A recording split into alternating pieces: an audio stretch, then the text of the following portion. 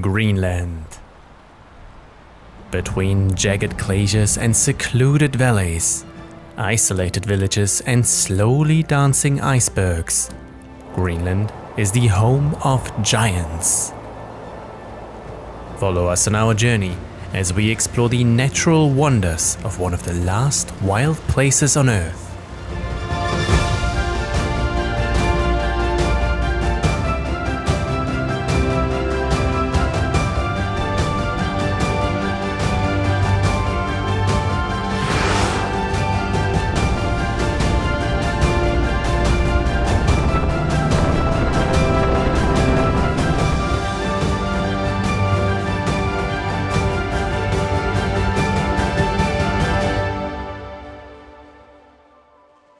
This travel documentary was produced in collaboration with Visit Greenland. Located in the North Atlantic, Greenland is the largest island on Earth. Its vast interior is completely covered by a massive ice sheet and therefore entirely inhospitable. Every single one of its roughly 56,000 inhabitants lives near the coast, almost all of them in the west.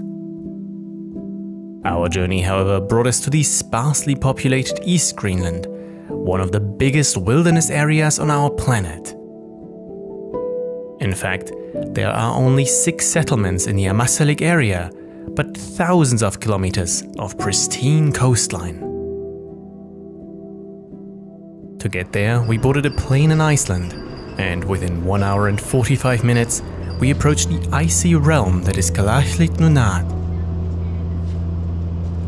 Stepping onto Greenlandic soil, we were welcomed by the gravel runway of Kulusuk airport. Our luggage arrived shortly after, being carried by a forklift. The surrounding scenery was a first indication of the glorious landscapes awaiting us.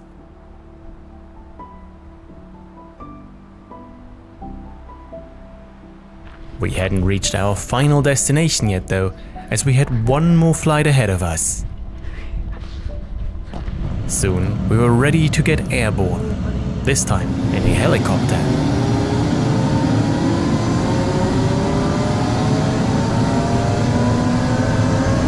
On our way we flew past the settlement of Kulusuk, which is home to approximately 220 people.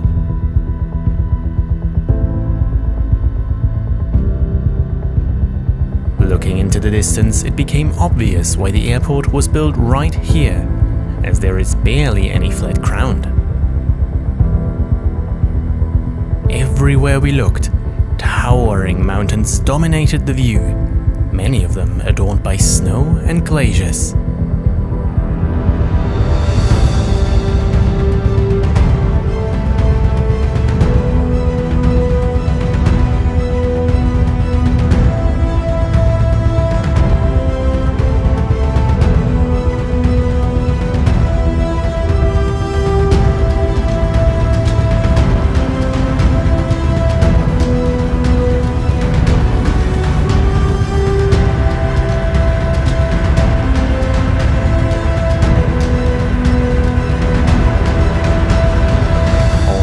Minutes later, we started to approach Tasiilaq, the largest settlement in East Greenland.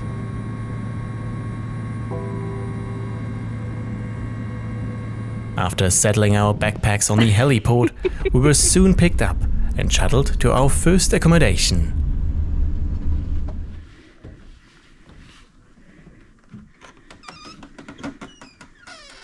To make the most of the fabulous weather, we immediately set out to explore the town. With about 2,000 inhabitants, Tasiilaq is a sprawling metropolis by East Greenlandic standards. It is both the administrative as well as the economic center of the region, and unlike other settlements, has been growing in the last decades. A characteristic element of the town is the colorful wooden houses. One reason for this is to add a touch of color during the long hours of winter darkness.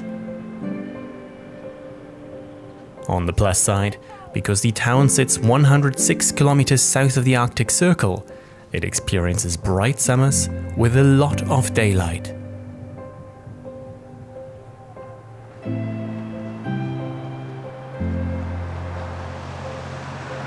The surrounding area has been inhabited on and off for 2,500 years.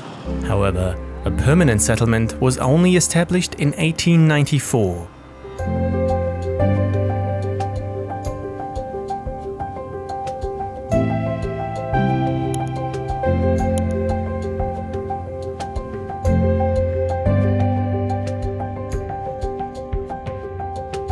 Nestled within a natural harbour, Tasiilaq is fairly protected from the violent squalls that regularly ravage the North Atlantic.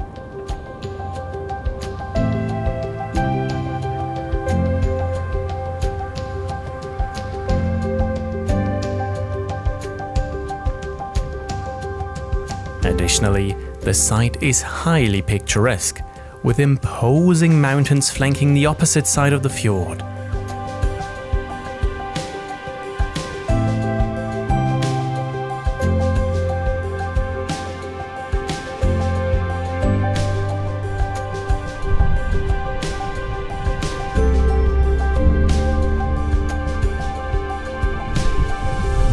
Even though Tasiilaq can rightfully be called a small city, it doesn't take much longer than a 10-minute walk to be surrounded by wilderness.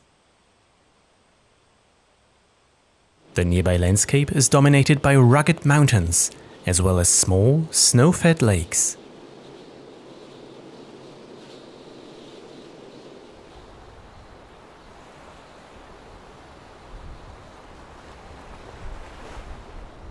Truly setting the scenery apart, however, are the massive icebergs swimming in the fjord. These colossal chunks broke off from one of the many Greenlandic glaciers in a process called calving. Their journey is entirely dictated by the tides as well as the ocean currents, and so they often drift along the coastline.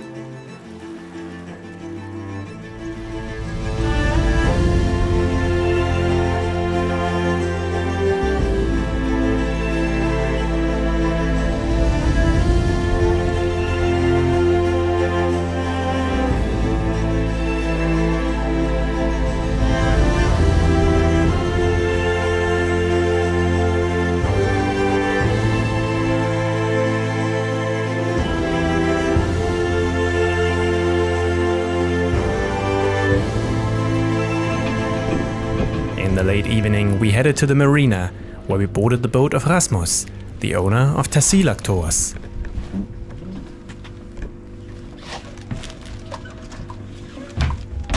Swiftly gliding over the mellow water, we approached the opposite shore. Soon after, we hopped on land and started walking through the tundra. Our destination was one of the world's most isolated saunas. This small hut sat directly along the bank of a shallow lake and was framed by staggering peaks. We didn't waste much time before going in, soon listening to the crackling of the fire.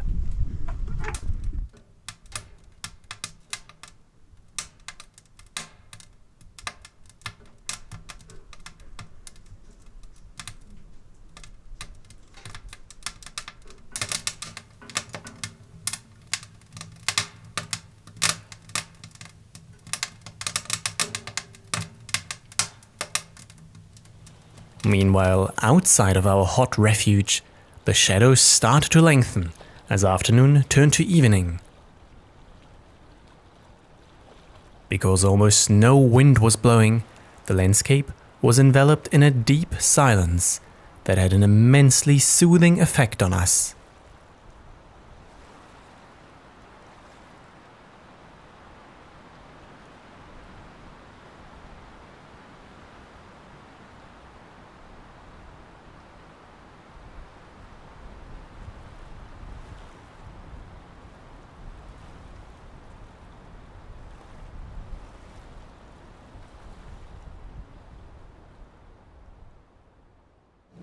almost all travel in Greenland is by boat, as it is the most convenient mode of transport to explore the rugged coastline. Joining a group of guided travelers for the day, we embarked on one of 3 boats and soon left Tasiilaq behind. Because it is sheltered from the open ocean, the ride within the fjord was fairly smooth. However, as soon as we left the safety of Kongerskarhavn, things got much more choppy. Even on a clear day with only a light swell, these small boats violently hop up and down.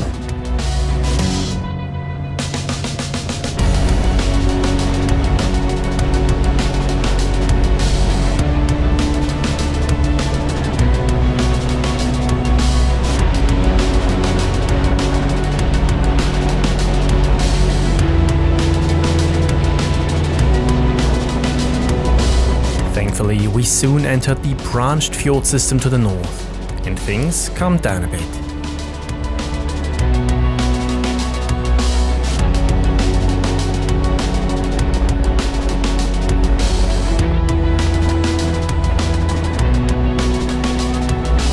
Our goal for the day was to ride all the way to a massive glacier that empties into Sermiligaaq Fjord.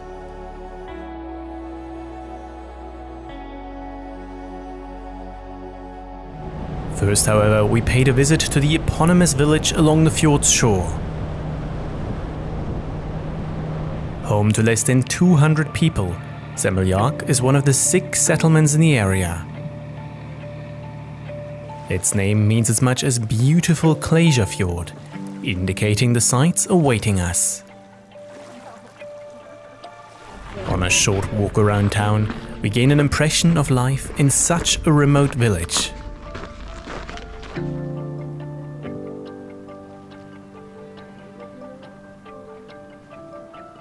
The majority of local inhabitants still follow the traditional lifestyle of hunting and fishing, which, considering its location, is the only way to survive.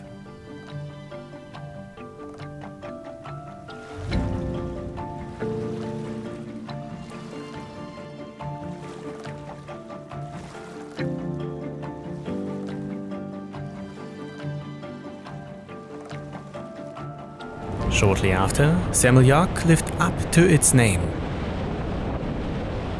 The lofty peaks along the shore were crowned by countless snowfields and glaciers, creating an awe-inspiring scenery.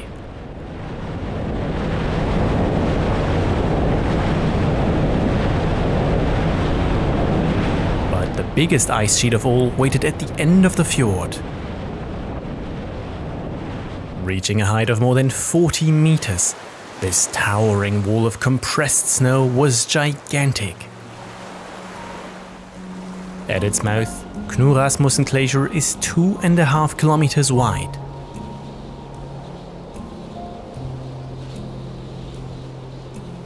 Stretching for more than 25 kilometers inland, the dimensions of this cold-hearted leviathan are almost unfathomable.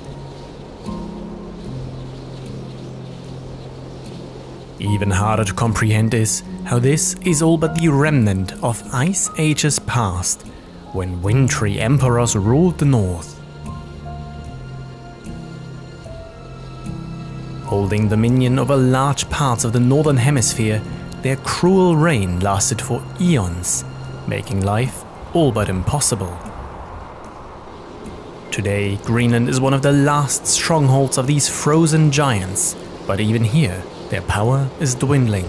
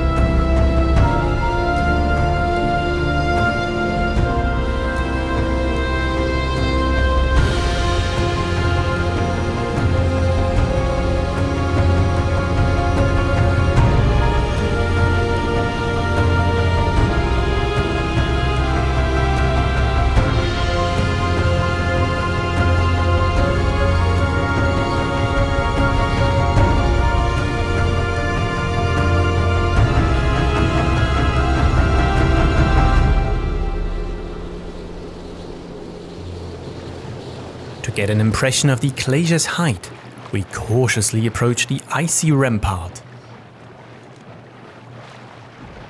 This was not without danger, as tons of ice can suddenly tumble into the fjord.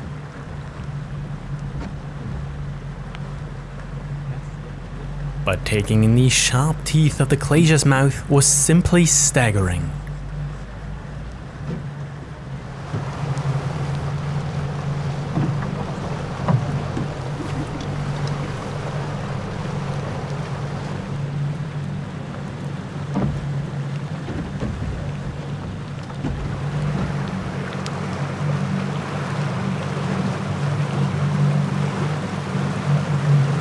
Eventually, we left Knud Rasmussen behind, continuing towards our next destination. The fjord we now passed through was as smooth as a mirror, resulting in a wonderful reflection.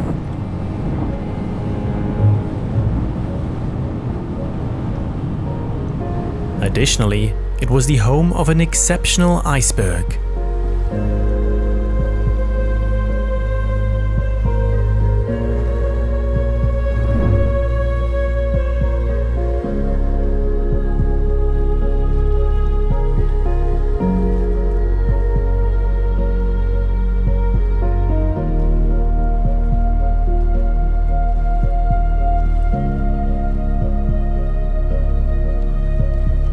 Not far away, we prepared to go on land. What we encountered was nothing else than a symbol of the rampant destruction modern man causes on previously unspoiled nature.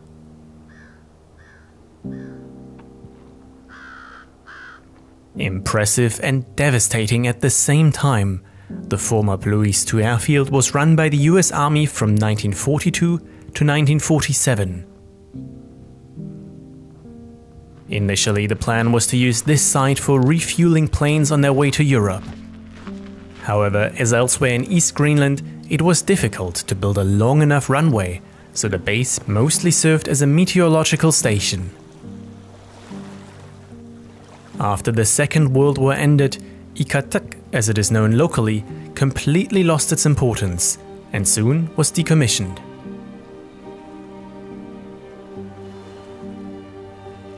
However, instead of cleaning up, the US Air Force left plenty of machinery and around 200,000 empty oil drums.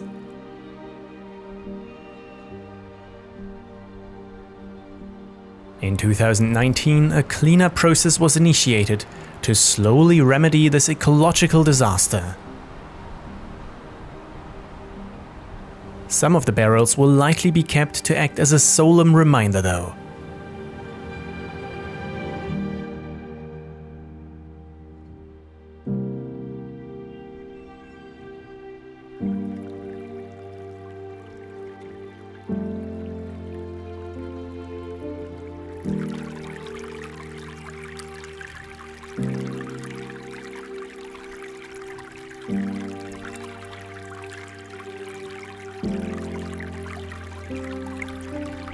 Following an eventful day, we had another 2 hours of bumpy boat ride ahead of us. In the meantime, the sun started to tint the surrounding mountains in a beautiful golden light.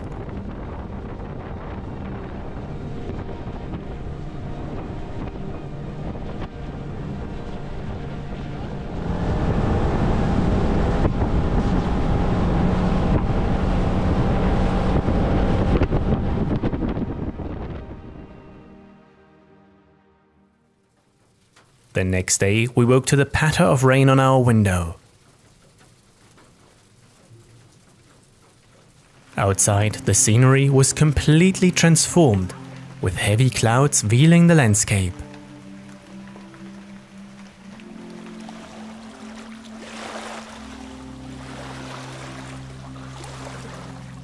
Spending the day around town, we visited the local museum, learning more about Inuit culture.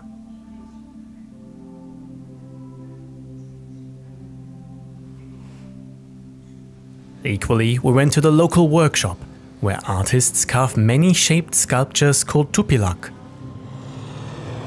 In the past, these were an important element of Inuit shamanism, but today they are mostly an expression of art.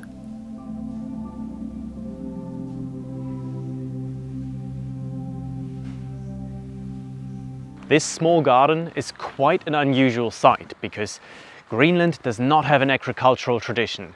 The summers are simply too short and the climate too harsh, and for that very reason Greenlanders developed to be excellent hunters and gatherers, relying on as many locally available plants and berries as possible.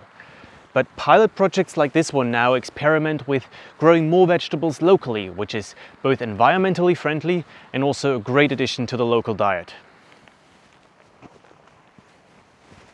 The Tasiilaq Garden was started as part of a youth program, allowing young Greenlanders to learn more about carpentry and agriculture. Now a team jointly waters, weeds and nurtures the different species of plants.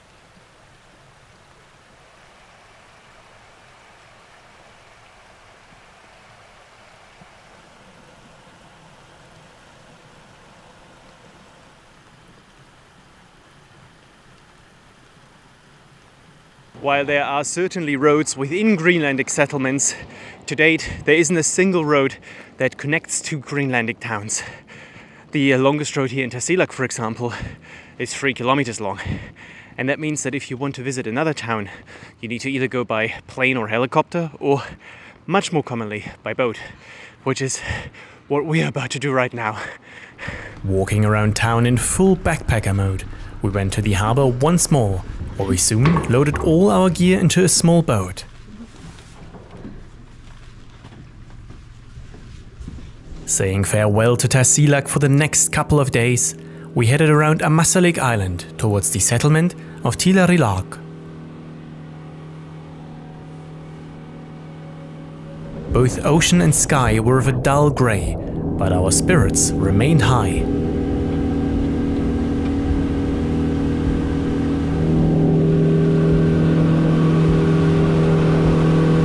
Taking a short pause, we went on land, not quite knowing what to expect.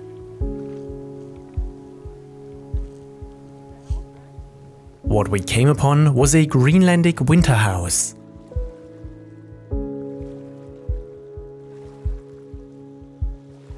Whereas in the past Inuit lived nomadically during the summer, they needed to seek shelter from vicious snowstorms during winter. To protect themselves from the elements, they built houses with thick walls of stone and turf. These buildings had a long and narrow entrance to keep out the cold.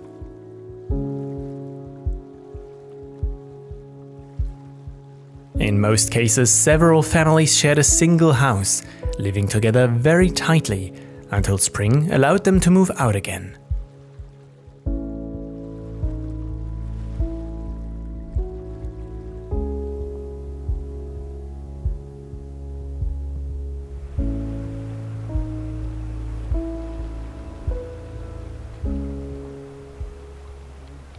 Back on the boat, the walls of the fjord started to draw closer.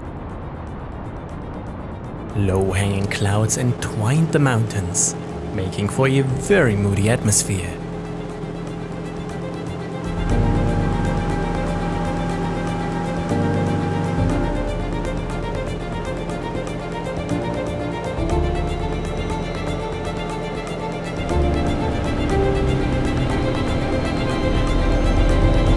Sometime later, we approached Tiilerilaaq.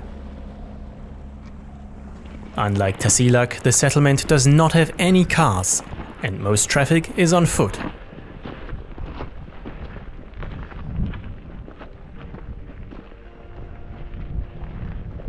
But it didn't take longer than 5 minutes until we arrived at the private hut, where we'd spent the next 3 nights.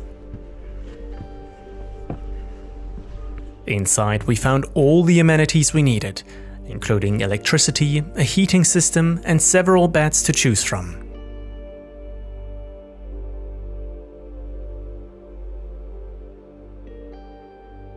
A very important element of any self-guided visit to East Greenland is expectation management.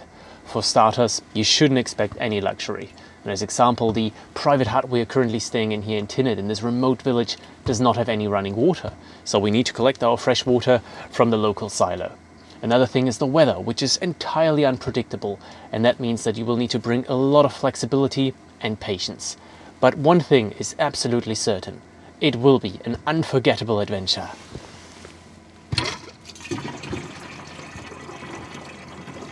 Before long, we set out again to explore the area. Exuding the serene charm of a settlement at the end of the world, Tiilerilaaq is the home of less than 100 people. The all-embracing silence of the scenery is only broken by the occasional howling of the sled dogs or the engine of a passing boat. As elsewhere, the houses are colorful, while at the same time being embedded in an incredible mountainscape.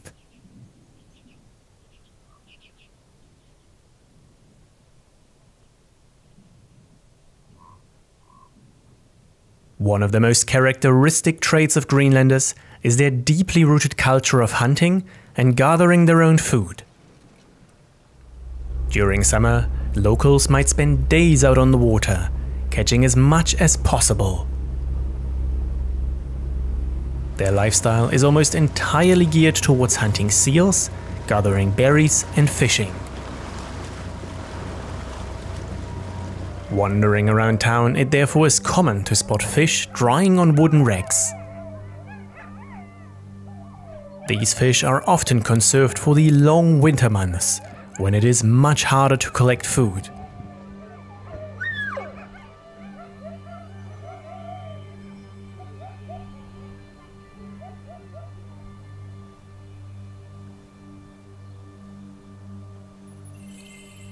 Aside from Tiilerilaaq being a tranquil village in the middle of nowhere, there's another good reason to come here. Sitting directly along Sermilik Fjord, the settlement is known for its otherworldly views. I have rarely experienced a landscape as captivating as this ice fjord. Standing right here, I can hear the constant sounds of the ice, the cracking noises when it is shifting, or the tumbling when the big chunks of ice are turning in the water.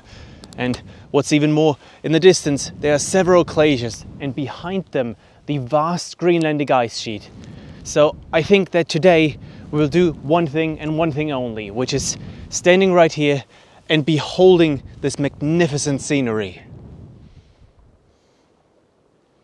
What we looked at was nothing less than Greenland's second most productive ice fjord.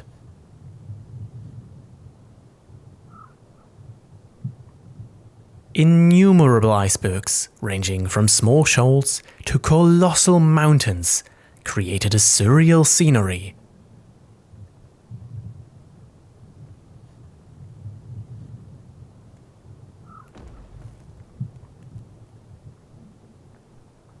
With a length of 85 kilometers, Sermilik is the largest fjord system in southeast Greenland. At its northern end, several fast-moving glaciers collide with seawater, resulting in the carving of a myriad of icebergs. Initially, they may not look all that large. However, the fjord is 10 kilometers wide, meaning that many of these are much bigger than a jumbo jet.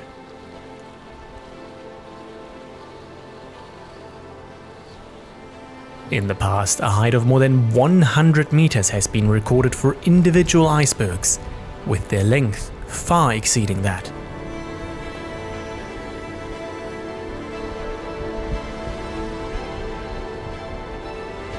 A great way to put their dimensions into perspective is by comparing them to the size of the local fishing boats.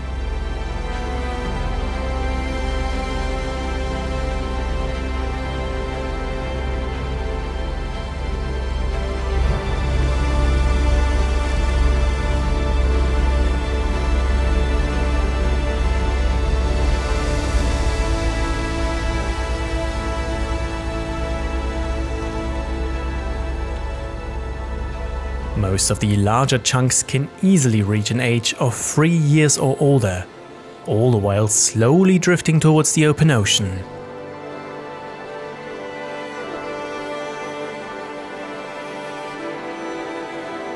What is entirely mind-boggling is how only a small part of each iceberg swims above the surface, whereas up to 90% of the structure is submerged.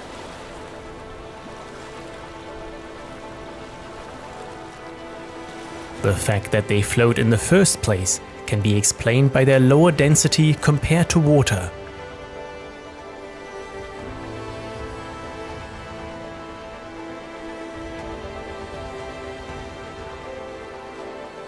A characteristic trait of Greenlandic icebergs is their irregular shape, making them a great subject for photography.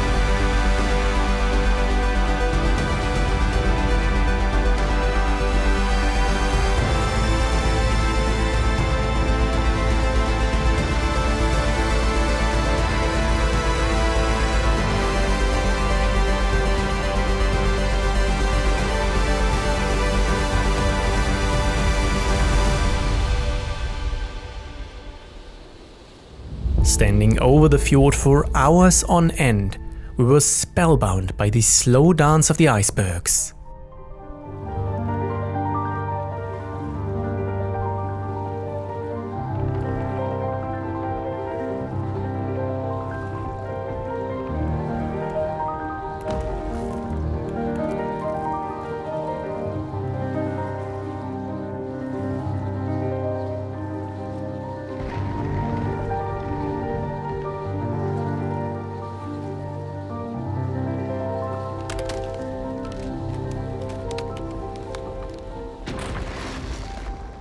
It is hard to imagine how this scenery could possibly be any more beautiful.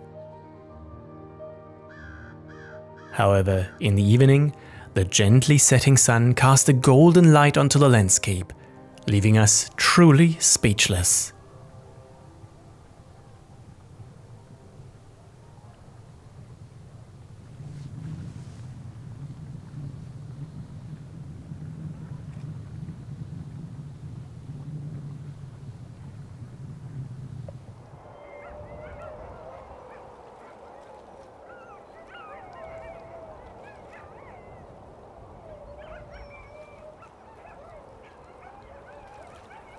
At the same time, I felt a surge of creativity, which eventually resulted in the following poem.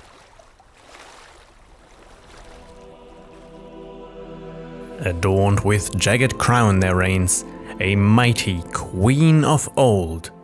Her splendor does but slowly wane, her grip is firm and cold. O Greenland, home of winter's keep, where frosty giants dwell, bewitching all with stillness deep that rings through hill and dell. A sudden crack, a violent thud, born new at Helheim's mouth. The ice it shatters, breaking up, cold water bears it south. For years uncounted, time has sculpted these frozen castles tall. Snow, old friend, had them engulfed before their boisterous fall. A drake of ice in Glacier's form, the lord of frigid heights, is sending forth an endless swarm, behemoths grand and bright. Fair army clad in sparkling mail, now stray, then in a throng, unstoppable alike a gale, all bursting into song. Kalaallit Nunad, beloved land, we are thy brightest gem. But now the open ocean calls, and we must leave thy realm. Below so vast a wondrous sky, this journey takes us far. From Icefall's tongue we march to die, led by both moon and star. Amid the northern lights we dance, like children, free of woe. 'Tis but our only chance, to seek the sea we go. August parade, yet bound to wither, past misty mountains proud. The tide brings tidings, go now thither, where storms do roar aloud. Kalachlit Nunad, O dearest queen, long hast to give us home. But now the open ocean's seen, and we must leave thy throne.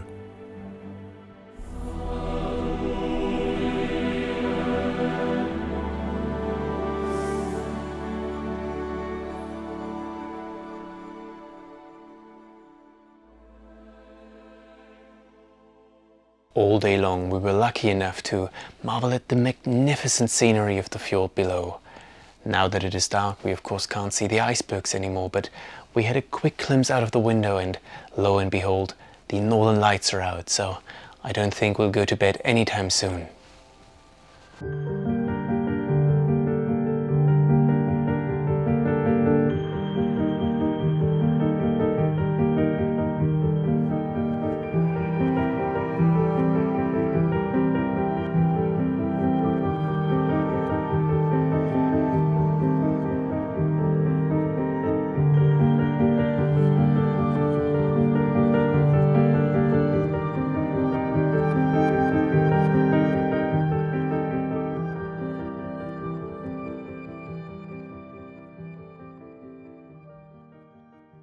It is often said that naming this vast, mostly ice-covered island Greenland was a very clever marketing ploy by famous Viking Eric the Red in an attempt to attract more settlers to two newly founded settlements along the West Greenlandic coastline.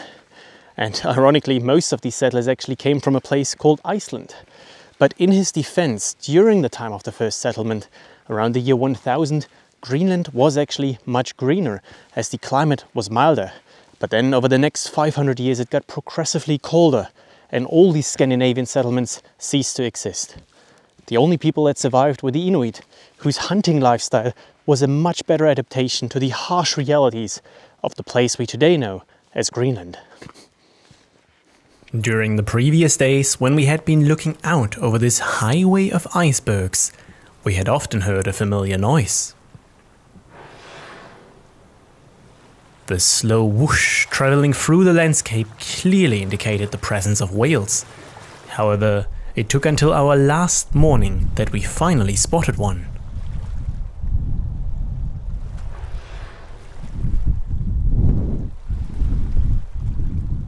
One reason why it is so hard to see them is that even large humpback whales are tiny in comparison to the massive ice floes.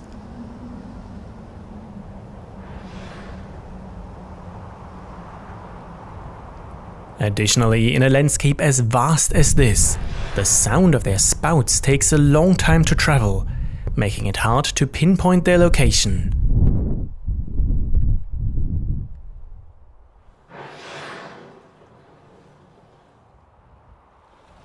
These whales migrate to the Arctic during summer, where they mostly feed on krill, before returning to warmer climates in winter.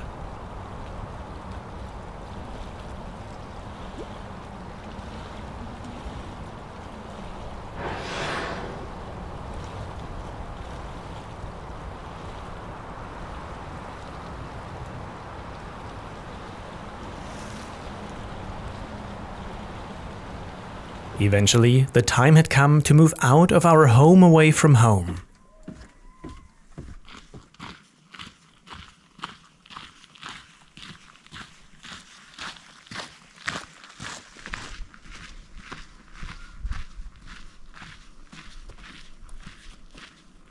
Once we had mastered the challenge of getting into the boat, it wasn't long until we bade farewell to Tiilerilaaq.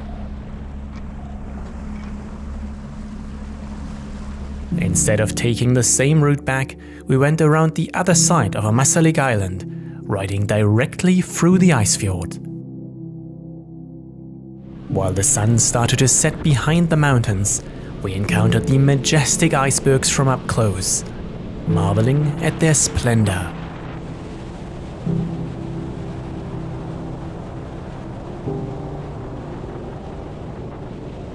At the southern end of the fjord, we quickly stopped at the former settlement of Ikateqq.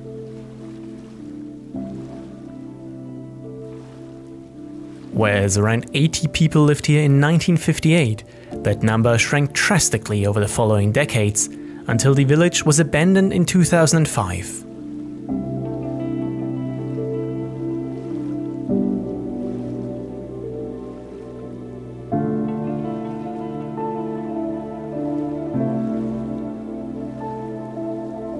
The last 14 kilometers until Tasiilaq were mostly on the open ocean, resulting in a very bumpy ride.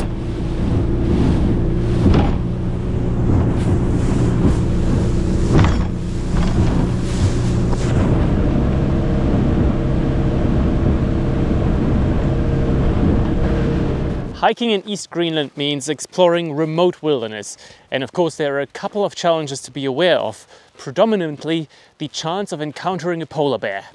And that is exactly the reason why we are today accompanied by a sled dog and also carrying a rifle, simply as a form of protection in case we should meet one, even though the chances are extremely slim. Our furry companion was roughly 1 year old, and this was his first time going out with strangers. Walking past the local cemetery, our goal was to head into the Valley of Flowers. This mountain dale lies behind the city and offers a perfect introduction to the raw nature of East Greenland.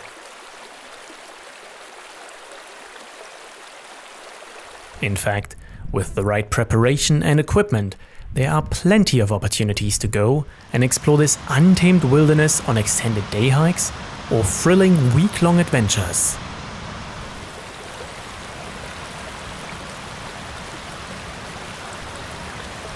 For some time we made decent progress. However, it soon transpired that our sled dog was in no mood to go hiking. Zero chance of meeting a polar bear. This wasn't necessarily surprising, as Greenland sled dogs are anything but pets. These husky-like dogs are work animals, their main job being the pulling of sleds during winter. Known for their strength and willpower, Greenland sled dogs are both tireless and bold, as well as perfectly adapted to life in the Arctic. To retain the purity of their genetics, no other dog races are allowed to enter East Greenland. This also helps to keep the population free from diseases. Today there are only 15,000 sled dogs in Greenland, which is only half the number of 20 years ago. One of the main reasons is the disappearance of sea ice, reducing their effectiveness when hunting. Whereas they work hard throughout the winter months, they enjoy a well-deserved rest in summer. Some of them stay close to the villages, while others roam freely on small islands in the fjord.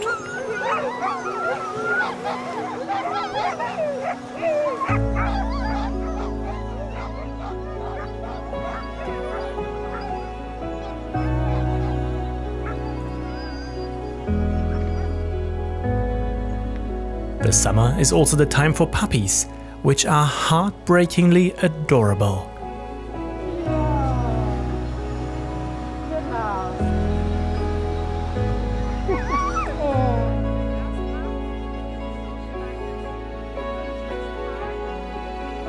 Within only a few weeks, they grow significantly and soon start to explore their surroundings.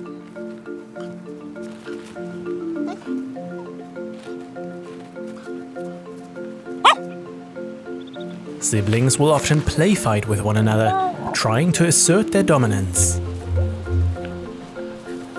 This is an important learning for their later life, when they need to fight for their position in the pack.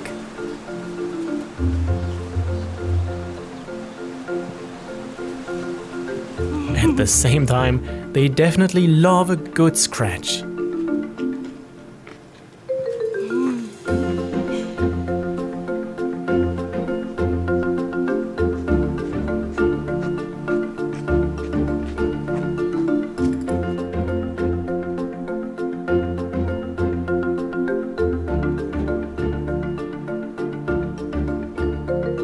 In the afternoon, I tried out a different mode of transport.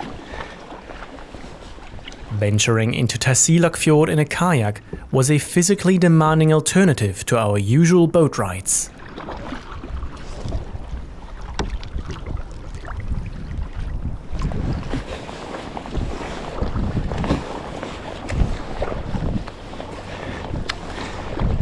Kayak is one of the few Greenlandic words that has made its way into the English language.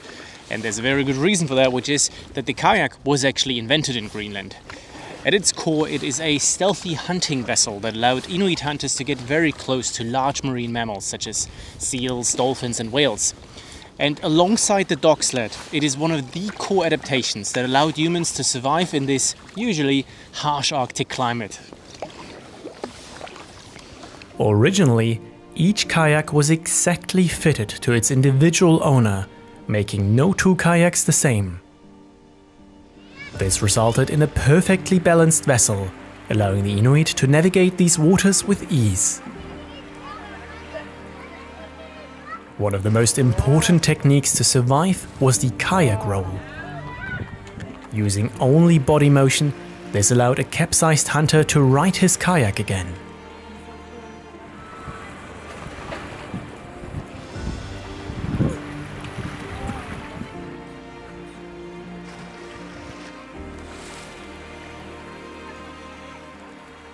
My entire focus was spent on not capsizing, however, as I had no intention to test out my kayak roll abilities.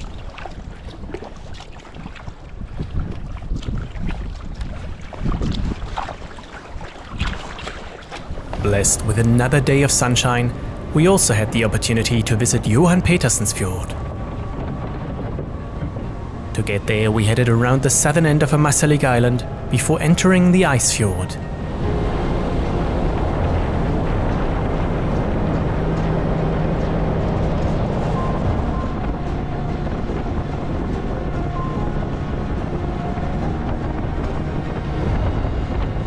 After some time, we approached the glaciers at the end of the fjord.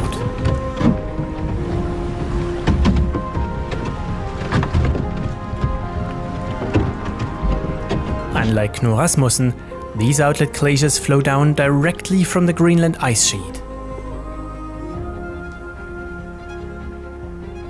Irrespective of where they origin, the view was staggering.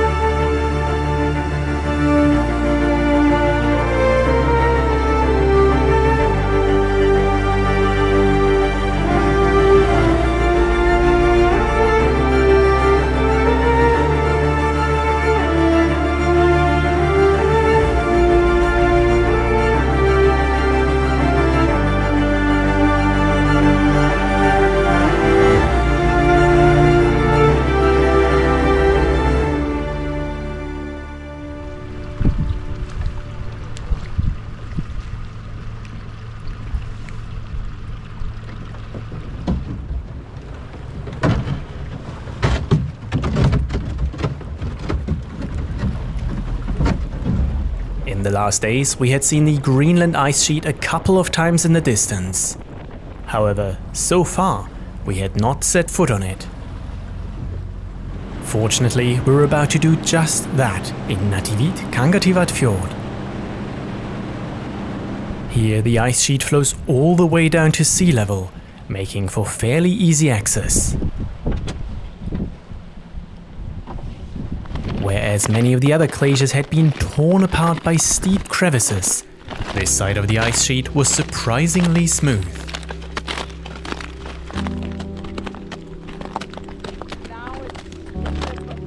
To put the size of the Greenland ice sheet into perspective, imagine that it would cover 1/5 of the United States, or the entire country of Libya, which is the 17th largest nation on Earth.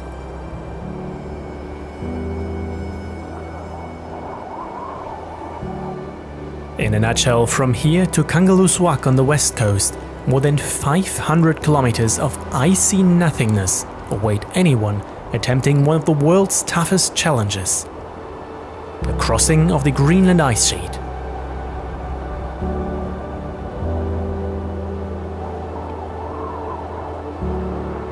We were fully content with walking a few hundred meters, soaking in the atmosphere of this beautiful but barren landscape.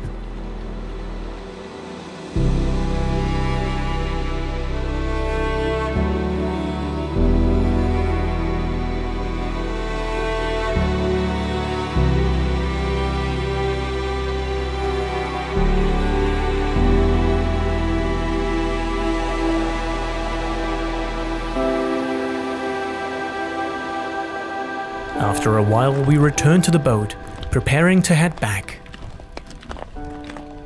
Before doing that though, we went for a wilderness picnic in a less chilly environment. Riding back to Tasiilaq, things started out smoothly. However, in the distance, we could already make out a low-hanging layer of clouds. Soon after, we were swallowed by the fog, and the going started to get much rougher.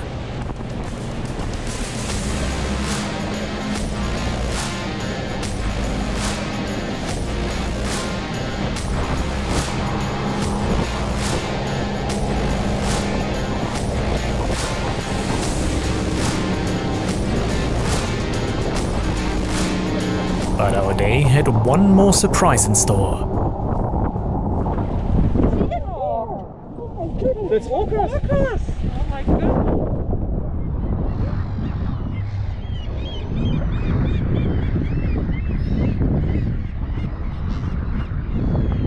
The next 3 days, a heavy storm swept across East Greenland. This meant that we mostly stayed inside, watching the wind and rain from the warmth of our room.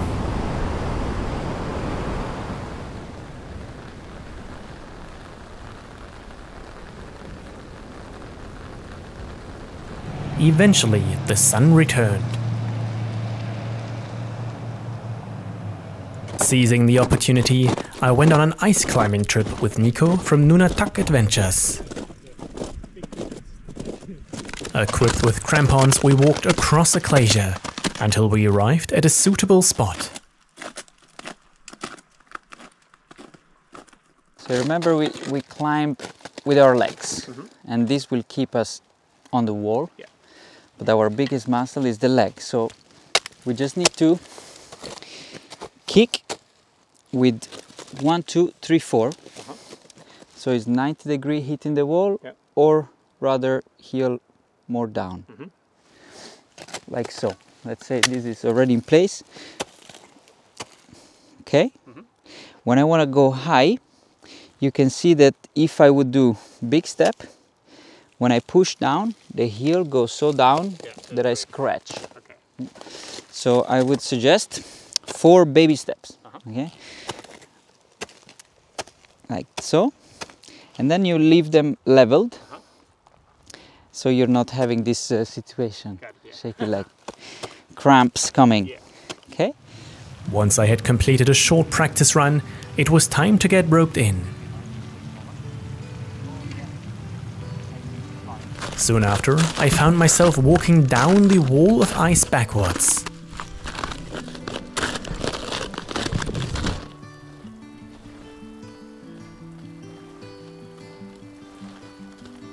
To get up again, I used my newly learned technique of baby steps, making good progress on the wall of ice.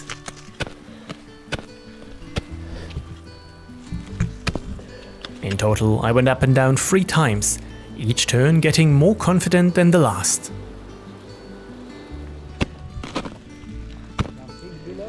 Yeah.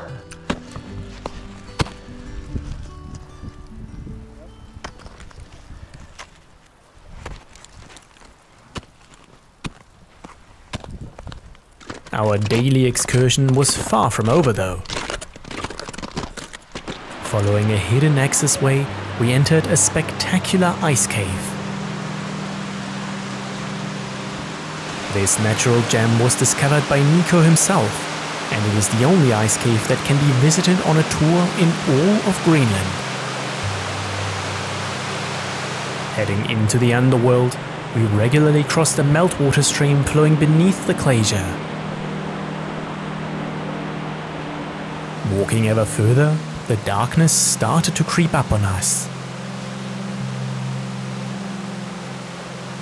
But from time to time, shafts of light pierced the everlasting night. The reason for these extraordinary openings in the cave ceiling can be explained by the behavior of water.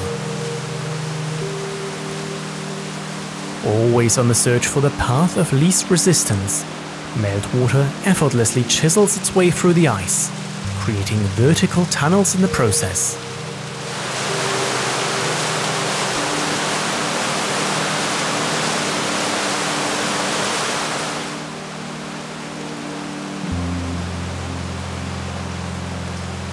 One such opening was exceptionally grand, as a little waterfall tumbled through it in the middle of the cave.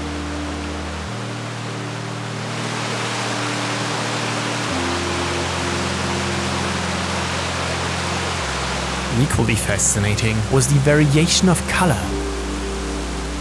Some parts of the ice were almost translucent, while others were of a deep blue.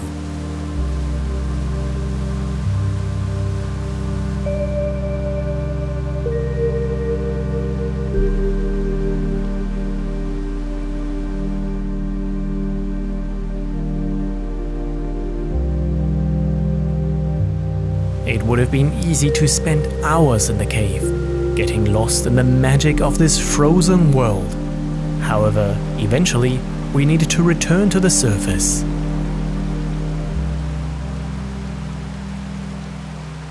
Fortunately, the views of the glacier were at least equally as formidable.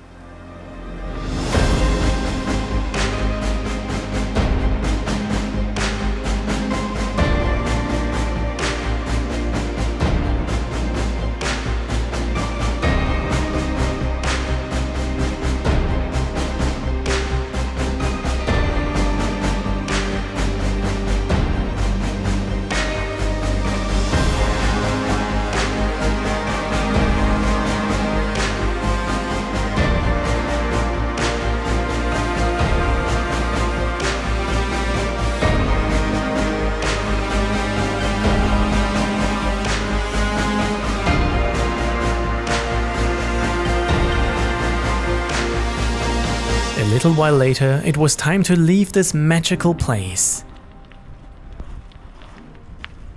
Celebrating our last evening in Greenland, we sat down to watch the sunset. This view was only surpassed at night, when Lady Aurora gracefully danced below the panoply of the stars.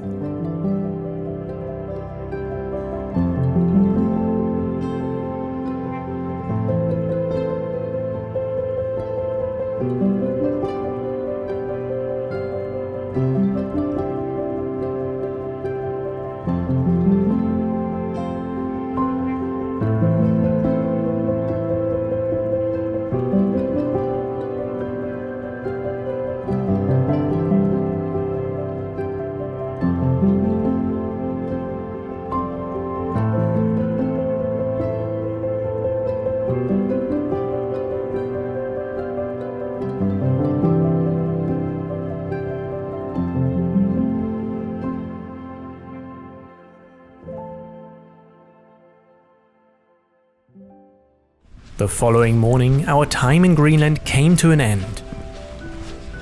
Luckily, we still had one more scenic flight ahead of us. Seeing the rugged mountains in all their grandeur helped us to realize how precious East Greenland is. Entrancing each traveler with its calming ambience, it is destinations like these that provide an antidote to the hectic rush of modern life. During our visit, we barely scratched the surface of Greenland's natural wonders, but the wild simplicity of its landscapes has left its mark on us. In the very moment that our first visit to Greenland ended, we already started to plan our next.